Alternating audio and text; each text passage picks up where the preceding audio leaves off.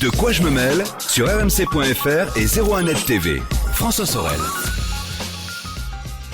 Nous sommes le 20 septembre 2019 et bienvenue dans De quoi je me mêle, votre rendez-vous dédié à l'actu high-tech chaque week-end sur rmc.fr et en vidéo sur 01nettv.com et sur la chaîne YouTube de 01net TV. Je suis bien évidemment très heureux de vous retrouver avec tout à l'heure l'un des visionnaires de la maison connectée en France. Fred Potter, le patron, le fondateur de Netatmo, sera mon invité. On aura évidemment plein de questions à lui poser sur sa vision de la maison connectée, puis surtout sur les nouveaux produits Netatmo qui s'apprête à sortir. Je vous rappelle que vous pouvez à tout moment réagir avec le hashtag DQJMM sur Twitter et bien sûr nous rejoindre sur la page Facebook de quoi je me mêle. Merci d'être là et bienvenue. De quoi je me mêle sur rmc.fr et 01net TV. L'actualité de la semaine maintenant vue par la rédaction de 01net.com, c'est le club de la presse IT avec Christopher Siminelli. Bonjour Chris. Bonjour François, bonjour à tous. Christopher qui est le directeur de la rédaction de 01net.com et je suis très heureux aussi de retrouver un vieil ami de quoi je me mêle, c'est Eric Le Bourlou qui est là. Bonjour Eric. Salut. Le rédacteur en chef de 01net.com et évidemment on va commenter l'actualité de cette semaine, une actualité qui est très riche encore une fois avec le test de l'Apple Watch, le démantèlement vous savez, de ce service de code télé sur IP un peu bizarre. Illégalité. Voilà, c'est ça. Le fiasco du Mate 30. Et puis, pour commencer, et c'est pour ça qu'Éric Le Bourlou est avec nous, hein, Chris, on va parler de Portal.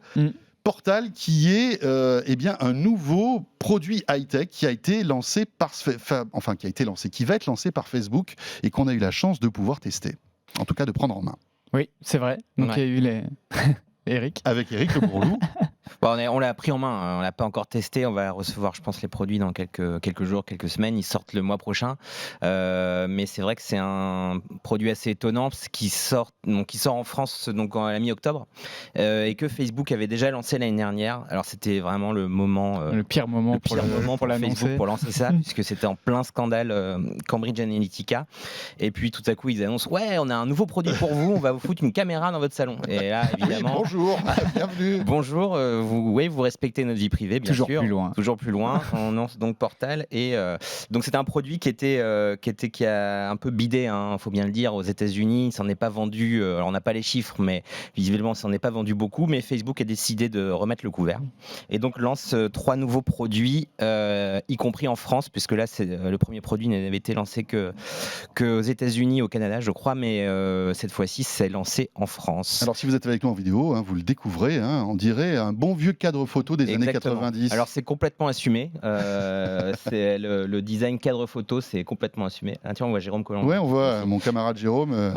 Ça lui va bien les yeux de bande dessinée comme ça. Là. C'est cool. Ouais, et en fait, ce qui est intéressant, alors ça ressemble aussi beaucoup à ce qu'on connaît chez Amazon avec l'Echo Show ou chez Google avec le Nest Hub. Ça y ressemble, mais c'est très différent en fait comme produit puisque pour Facebook, l'intérêt de ce produit, c'est vraiment la communication vidéo. Et en gros, l'intérêt de ce produit, effectivement, c'est parce qu'il a une webcam grand angle, même très grand angle, et qui en fait va pouvoir filmer quasiment l'intégralité de votre pièce dans laquelle vous le mettez. De tout l'appartement d'ailleurs. Quasiment tout. Ouais. Mais c'est vrai qu'on a comme ça un recul quand on est filmé par cet engin. Et ça vous permet donc de faire des conversations vidéo avec vos amis WhatsApp et Facebook Messenger. Ça, c'est d'ailleurs on WhatsApp, reste en famille, on va dire. Une grosse nouveauté. On reste en famille. On reste en famille, ouais, voilà, tout à fait. Avec tous les services de Facebook. Et effectivement, c'est d'ailleurs une nouveauté et c'est donc sans doute pour ça d'ailleurs qu'il le lance en France, parce que WhatsApp est très populaire en France. C'est la première fois que Facebook, on va dire, mixe dans un produit deux de ses produits phares, hein, que sont Messenger et WhatsApp, qui sont les deux messageries les plus utilisées au monde et de loin par rapport aux autres, quoi, évidemment. Il y a un truc rigolo, c'est la caméra qui suit en fait le sujet. Hein. Alors c'est un peu... C'est très très drôle, on dirait qu'il y a un caméraman. Ouais, et en fait... drôle ou perturbant. Ouais, voilà, c'est ça. Et en fait, c'est tout l'intérêt aussi de cet engin. En vrai, ça, c'est ce qu'on voit, enfin je sais pas si on le voit là, mais... On l'a vu, ouais. Mais ces mouvements de travelling, etc., c'est le fruit de recherche en IA. On sait que Facebook travaille énormément sur la vision par ordinateur, sur le tracking, etc., etc. Et effectivement, ils ont mis ça dans Portal. Et c'est assez bluffant en fait. C'est vrai que quand vous vous déplacez dans la pièce, vous avez des mouvements de caméra qui sont très bien faits, très bien rendus. Effectivement, on a l'impression d'être filmé par un vrai caméraman. Il y a d'autres effets qui sont assez marrants puisqu'on peut faire un focus sur quelqu'un, donc la caméra va zoomer sur le visage de celui qui parle. Et tout ça, c'est fait avec des technos IA maison, de la reconnaissance d'objets évidemment. Et Facebook nous a bien dit tout ce qui est analysé sur cet appareil reste sur cet appareil. Ça, c'est vraiment quelque chose sur lequel ils ont beaucoup insisté. Ils nous ont fait à peu près une demi-heure sur la vie privée. Ouais, on voit qu'on peut aussi cacher la caméra avec un petit bouton physique. Un vrai cache. Il y a un vrai cache caméra, parce que ça, je pense que c'était obligatoire. Sinon, je pense que le produit serait très mal passé. Il y a un bout de scotch sur son iMac. C'est la moindre des choses, c'est qu'il met un petit cache sur son cas de photo. Ouais, en fait, il y a un petit switch au-dessus, donc vous pouvez soit laisser la caméra ouverte, soit éteindre, fermer la caméra et aussi éteindre le micro. Eric, qu'est-ce que tu en penses ? Est-ce que c'est parce que Amazon et Google investissent ce marché des assistants vocaux, de la vidéo, enfin de tous ces trucs-là, que Facebook, pour ne pas être un petit peu dépassé par les événements, lance ce type de produit ? Je pense que déjà, Facebook a un trésor de guerre, c'est ses messageries. Ce sont les gens aujourd'hui qui contrôlent les communications entre les gens. En vrai, il y a pas, Google a essayé, ils sont royalement plantés. Amazon tente avec Echo de lancer sa propre messagerie, mais ça va être très compliqué pour eux d'arriver là où on est Facebook. Et Facebook, avec ce produit, au moins vous permet de discuter en vidéo avec qui vous voulez, puisque la plupart des gens ont un compte Messenger ou un compte WhatsApp. Donc c'est vrai que pour eux, c'est un moyen en fait de rendre leur assistant utile. Après, est-ce que ça va suffire ? Je ne sais pas. Bon, alors après, ça fait Alexa, c'est un device Alexa, on peut contrôler ses objets connectés avec, etc. C'est plutôt une bonne enceinte aussi, le son est plutôt pas mal, même très bien. Mais vraiment, l'intérêt pour Facebook, c'est de créer du hardware autour de ce qu'il sait faire de mieux, c'est-à-dire le messaging. Après, il faut voir si cela va suffire, parce que en fait, qu'est-ce que c'est ? C'est de la visioconférence à domicile. La visioconférence, on l'a fait déjà avec nos smartphones. Ça fait partie de l'imagerie d'Épinal, de la vision du futur quand même. Pouvoir faire appeler ses proches en vidéo, tranquillement assis dans son canapé. C'est marrant parce que c'est des choses dont on parlait déjà dans les années 2000, même fin 90. Le problème, c'est que est-ce qu'on a envie de ça tous, finalement, et puis surtout, mais ce qui est intéressant, François, je te coupe, mais la campagne publicitaire lancée par Facebook donne aussi beaucoup de réponses sur la position que veut adopter Facebook.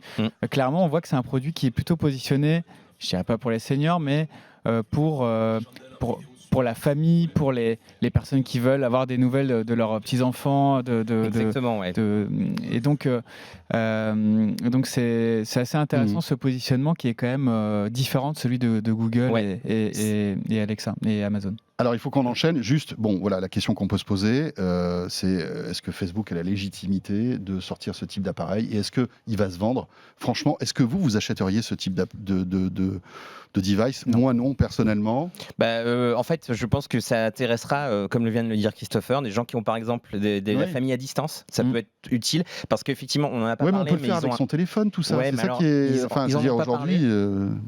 Oui, on peut le faire avec son téléphone, mais effectivement, le fait d'avoir une caméra grand angle et de voir tout un salon, il y a une sensation d'immersion qui est différente. Et effectivement, quand on l'essaye, c'est un petit peu. Il y a des produits qui se branchent à la télé, qui se met sur la télé. On en a pas parlé, c'est important aussi. Et qui semble assez simple. Moi, je trouve assez perturbant d'avoir un accessoire au-dessus de télé. C'est pas forcément joli dans son salon.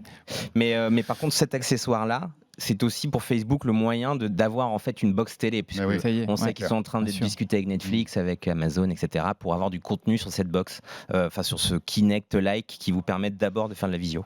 À surveiller les ventes de ce type d'appareil, on va voir si ça marche ou pas. On reste chez Facebook avec la création, et Mark Zuckerberg en avait parlé il y a quelques mois de cela, de sa Cour suprême, Eric. Oui. Ou Chris, tous les deux, si vous voulez. Ensemble. Oui, je peux commencer si vous voulez, mais effectivement, ça fait longtemps, depuis, on en parlait tout à l'heure, depuis le scandale Cambridge Analytica, même les différents scandales qui ont eu lieu, qui ont éclaté l'année dernière, Facebook avait décidé donc de se redonner une conduite, racheter une conduite si on veut, en proposant la création d'une instance qui pourrait superviser les décisions qui sont prises par la direction de Facebook et même de Mark Zuckerberg. Et là, voilà, il précise analyse, on va dire, la façon dont ça va fonctionner et comment cette Cour suprême, entre guillemets, va concrètement pouvoir influer sur l'édition de Facebook et comment elle sera composée aussi. Ouais, l'approche est intéressante. Donc, c'est un organe qui va gérer la modération. Qui est indépendant. appliquée. Alors, indépendant parce que les membres de cet organisme ne seront pas des employés ou des collaborateurs de Facebook. Ce seront des personnes qui seront nominées ou proposées, après libre à elle de vouloir en faire partie ou pas, et qui sera financée par une fondation qui sera différente de celle de Facebook.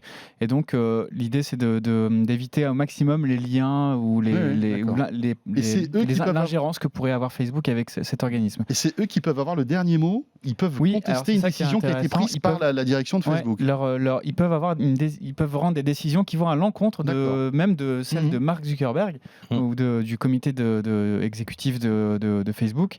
Voilà, donc tout ça, je trouve que c'est assez joli sur le papier. Donc cette commission sera composée de 40 membres. Mais après, concrètement, ça semble quand même assez compliqué.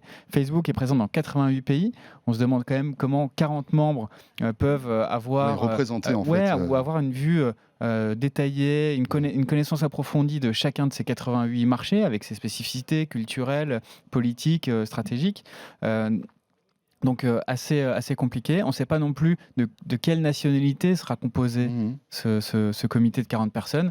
Si on se retrouve avec 36 Américains, un Allemand, un Anglais et un Indien, ça va être quoi le rôle ou l'impact de cet organisme. Donc ça pose encore beaucoup de questions quand même. Ouais, et donc visiblement, elle sera donc lancée en 2020. L'année prochaine. Et effectivement, on a hâte de voir qui va être sélectionné. Il y a tout un process pour être. Là, le casting est délicat. Le casting est délicat, mais pour. Et ils vont se retrouver avec beaucoup de dossiers. Quand même. Beaucoup. C'est clair. On enchaîne avec un autre sujet très sensible, c'est le piratage de la télévision. Vous savez qu'aujourd'hui, pirater en fait toutes les chaînes qu'on a est très facile. Alors c'est complètement interdit bien sûr et c'est répréhensible, mais voilà, il existe des codes qu'on peut trouver très facilement sur Internet, qu'on rentre dans une appli qui vous permet d'avoir accès à des centaines et des centaines de chaînes à des prix défiant toute concurrence. C'est ce qu'on appelle les Extreme Codes, en fait, entre autres, parce qu'il y en a plein d'autres. Et il y a tout un réseau, là, Chris et Eric, qui a été démantelé. Oui, donc c'est cette IPTV pirate. Ouais, donc la douane italienne a démantelé un réseau d'individus qui proposaient ce service, notamment qui était édité par le site extremecode.com. Et le principe, c'est quoi ? Ces individus s'abonnaient à toutes les offres de télé payantes et rediffusaient derrière ces flux de manière totalement décryptée c'est un vrai service de télé sur IP. Ils diffusaient les chaînes, ils réencodaient en fait le signal et le balançaient sur le web. Donc à des tarifs défiant toute concurrence. On a tous un copain qui connaît la combine. Si vous connaissez Extreme, vous êtes évidemment dans l'illégalité. Donc là, ils ont démantelé un réseau d'une vingtaine de personnes en Italie qui avaient monté un business très lucratif à l'échelle du marché italien. C'était 60 millions d'euros par an de chiffre d'affaires, avec des abonnements récurrents qui étaient de l'ordre de 12 à 15 euros par mois. Donc voilà. Donc c'est une victoire dans la lutte anti-piratage des chaînes, mais c'est une petite goutte d'eau dans ce qu'est aujourd'hui le piratage de la télé à grande échelle. On sait qu'il est très facile de retrouver aujourd'hui des formules même encore moins chères que celle-ci pour une vingtaine de dollars par an. On peut avoir accès à des milliers de chaînes. Sur des sites en plus qui ont pignon sur eux, on ne va pas les citer là, mais il y a des sites de marchands, Exactement. Des sites marchands qui proposent des codes à l'achat. Ils ne sont pas très regardants sur les articles sur ce qu'ils vendent en leur fait. site. Mais c'est un énorme combat, un énorme enjeu pour les éditeurs de chaînes, surtout quand on sait à quel point Netflix, Amazon Prime Video, Disney+, Apple TV+, sont au cœur d'une stratégie qui va bien au-delà des contenus. Ça touche les télécoms, ça touche les accords avec des fabricants de télé, de box. Donc voilà, cette lutte s'annonce. Donc c'est une petite victoire. C'est comme si on faisait une petite prise de quelques kilogrammes de cocaïne à la frontière sur un marché qui en représente plusieurs centaines de milliers de tonnes. Là où c'est quand même intéressant, et enfin c'est une petite victoire certes, mais effectivement ce qu'ils commercialisaient aussi ces gens-là, c'est des solutions de serveurs IPTV. C'est-à-dire qu'en fait, ils proposaient à des gens qui voulaient faire eux-mêmes leur business un truc tout à l'emploi, tout prêt à l'emploi pour eux-mêmes. Créez vous-même votre télé pirate. Voilà, en gros, et ils revendaient derrière. Et d'ailleurs, il suffisait d'aller faire un tour sur Twitter hier soir, juste avant le match de foot entre le PSG mercredi avant-hier soir. Désolé, parce que c'est ce jour-là qui a été, en gros, qu'on a su que ce réseau était tombé, pour voir qu'en fait, il y a beaucoup de gens qui cherchaient, du coup, qui comprenaient pas pourquoi leur abonnement pirate avait disparu. Et en fait, je pense que c'est totalement voulu. Parce que ça fait partie des programmes les plus recherchés, les plus piratés, des matchs de foot. Bien sûr. Et en fait, il y a aussi beaucoup de clients, y compris en France, puisqu'il y avait des gens en France qui revendaient cette solution italienne complètement pirate. Donc faites attention, hein. C'est pas parce qu'on paye qu'on s'abonne à ces solutions pirates, du jour au lendemain ça peut s'arrêter, et là vous perdez tout l'argent que vous avez donné, etc. Donc après c'est le risque qu'il faut prendre, mais il faut savoir que on va dire la police, on a vu les carabinieri là qui étaient très fiers de montrer leur décodeur, voilà, ils sont quand même assez actifs. L'actualité de la semaine aussi, c'était du côté de Munich avec Huawei qui a choisi cette ville allemande pour présenter son nouveau téléphone haut de gamme, le Mate 30, Chris. Oui, un smartphone complètement incroyable, beau, puissant, performant, qui fait des très très belles photos, a priori. Mais dont on ne verra jamais la couleur ici en France jusqu'à nouvel ordre. Pourquoi ? On sait que les tensions entre la Chine et les États-Unis ont un impact fort sur l'activité de Huawei. Ça fait les titres de l'actu. Et la première victime officielle de cette guerre commerciale, c'est ce Mate 30 qui donc est annoncé sans aucun service Google, donc pas de Gmail, pas de Google Maps, pas de YouTube, etc. Store non plus. Pas de Play Store, évidemment. Donc aucune application américaine, voilà, hein, tout pour faire simple. Donc c'est assez frustrant parce que ce smartphone ça va au-delà des applications américaines, c'est-à-dire qu'il n'y a aucune application qu'on connaît finalement. Oui. Parce que moi je regardais, alors j'ai eu la chance de si tu utilises WeChat, ça marche très bien. Voilà. Mais j'ai eu la chance d'être à Munich justement et j'ai vécu de l'intérieur en fait cette conférence de presse qui était lunaire. Hein. Tout le monde, enfin, on sentait que les organisateurs n'étaient pas très très gais. Hein. Et voilà, sortir un téléphone qui se veut le top de la technologie et qui ne pourra pas être disponible parce qu'aucun service, aucune application qu'on utilise au quotidien n'est disponible et ne sera disponible, c'est quand même inédit cette situation. Je veux dire, on n'a jamais vu ça. Et Windows Phone à une époque, mais c'était pas pour les mêmes raisons. C'est pour dire, Windows Phone propose plus de services. Sur Windows Phone, il y avait plus d'applications quand même. Parce que là on sait que c'est la première conséquence de cette bataille incroyable entre les États-Unis et la Chine finalement. Alors on n'est pas à l'abri que la relation se détende et que ce smartphone, via une mise à jour, si c'est le cas, puisse de nouveau profiter de ces services. Mais là, très concrètement, aujourd'hui, c'est pas le cas. Alors juste, on peut rappeler un peu ce que propose ce produit. Un écran 6,5 pouces qui est incurvé et quand on le voit, c'est assez incroyable. On a vraiment l'impression qu'il n'a aucune bordure d'écran. Un écran OLED avec, pareil, une configuration photo qui est assez époustouflante, avec trois capteurs photo plus un capteur TOF pour mesurer la distance et la profondeur de champ, 2 capteurs de 40 mégapixels, un ultra grand angle. Enfin, vraiment, il a une configuration technique qui est hyper intéressante, hyper séduisante. Mais, il fait des vidéos, visiblement. Enfin, ils ont beaucoup misé sur la vidéo. Hein. Exactement. Et notamment un mode nuit sur la vidéo, ce qui est, je crois, quelque chose d'assez inédit. C'est-à-dire qu'il y a tellement de puissance que le traitement vidéo peut gérer en temps réel en fait les scènes en basse luminosité pour automatiquement les rééclairer en quelque sorte. Et quelques petits raffinements technologiques qui sont assez marrants. Ils ont un équivalent de Face ID pour la première fois sur un smartphone Huawei, donc reconnaissance de visage mais avec un niveau de sécurité bien plus élevé que ce que Huawei avait jusqu'à présent. Et donc ce système Face ID permet aussi d'orienter l'écran en fonction de la manière dont vous le regardez. Et ça peut paraître pas grand-chose, mais... C'est une super trouvaille.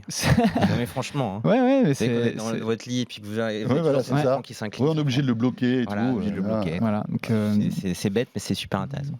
Et voilà, ce Mate 30, donc pour l'instant, n'est pas. Alors, il coûte. Le Mate 30 est à 799. Ouais. Le Mate 30 et le Mate 30 Pro étaient à plus de 1000 €. Donc, ce sont des téléphones. Une version quand même. 5G à 1200 €. Voilà. Mais on ne sait pas s'ils sortiront en France parce que Huawei attend de voir un peu si on peut, d'une manière ou d'une autre, avoir des applications populaires parce qu'autrement, ça n'a aucun sens, bien sûr, d'acheter ce téléphone. On peut rappeler que si vous êtes aujourd'hui utilisateur de smartphone Huawei et que donc pas de risque là-dessus, vous pourrez continuer évidemment à utiliser vos applis, vos services Google. Les P30, les mesures ne concernent que les nouveaux produits Huawei. Ce qui est intéressant aussi, c'est de voir que Huawei essaye de draguer les développeurs d'applications en proposant donc déjà une couche alternative à celle de Google au-dessus d'Android, qui s'appelle les Huawei Services, Mobile Services. Le HMS, oui. Donc avec de la géoloc, une plateforme de jeu, comment dire, tout ce qui fait donc ils veulent en fait en gros remplacer tous les services de Google par les leurs et inciter les développeurs à venir sur leur App Gallery, qui est leur équivalent du Play Store, en leur donnant des sous, puisqu'ils vont débloquer, je crois, plus d'$1 milliard pour séduire les développeurs et les faire venir sur leur plateforme. Ça fait tellement penser à Microsoft à l'époque de Windows Phone. Alors effectivement, c'est ce qu'avait essayé de faire Microsoft à l'époque sur le store de Windows Phone. Avec le succès qu'on connaît. Ouais, elle est sans aucun succès. Après, la petite différence, c'est que Huawei c'est quand même un acteur énorme de la téléphonie aujourd'hui. Et puis il y a le marché chinois. Microsoft. Ouais, mais alors l'autre différence, je trouve que c'est que le marché chinois aussi. Huawei se retrouve à devoir appliquer cette stratégie parce que ils sont contraints à le faire, alors que Microsoft avait décidé d'aller dans sa propre voie. En même temps, ils étaient un petit peu contraints quand même, puisqu'ils pouvaient pas non plus. Ils étaient vraiment tellement bloqués face à Android et iOS que ils se sont dit c'est le seul moyen, c'est des sous. Ouais, c'est le seul moyen pour qu'on ait des apps. On enchaîne avec non pas l'Apple Watch parce qu'on va pas avoir le temps, mais on va évoquer iOS 13 puisque là ça concerne quand même tous ceux qui sont possesseurs d'un iPhone depuis quelques heures maintenant. Vous pouvez télécharger donc iOS 13 qui apporte pas mal de nouveautés. Chris, et évidemment sur 01net.com, on a listé en fait toutes ces nouveautés. Vous avez un aperçu de tout ce que propose iOS 13 de nouveau. Donc très très brièvement, ça peut paraître pas grand-chose, mais l'arrivée du thème sombre qui est très sympa et très agréable sur l'iPhone. Enfin, un gestionnaire de téléchargement dans Safari, ça c'est une évolution qui paraît pas grand-chose, mais c'est énorme, c'est-à-dire que, ok, je vais paraître un peu complètement fou, mais vous allez pouvoir récupérer une photo, télécharger une photo avec Safari et l'utiliser comme vous voulez après. Ouais, ça c'est incroyable. C'est hyper possible. Quelle ouverture! C'est possible depuis 15 ans sur n'importe quelle autre plateforme, mais c'est nouveau sur iOS. Mais vraiment, ça rend le système d'Apple beaucoup plus intéressant. Des nouveautés sur l'appli photo, dont une en vidéo, on pourra cropper, donc retailler l'image dans une vidéo un peu à la volée et faire. Il y a des possibilités d'édition vidéo qui sont bien plus poussées. Et une fonction qui s'appelle localiser, que certains connaissent déjà, donc pour localiser votre iPhone si vous l'avez perdu, là qui va un peu plus loin parce que même si on vole votre iPhone, tous les iPhones environnants seront capables de le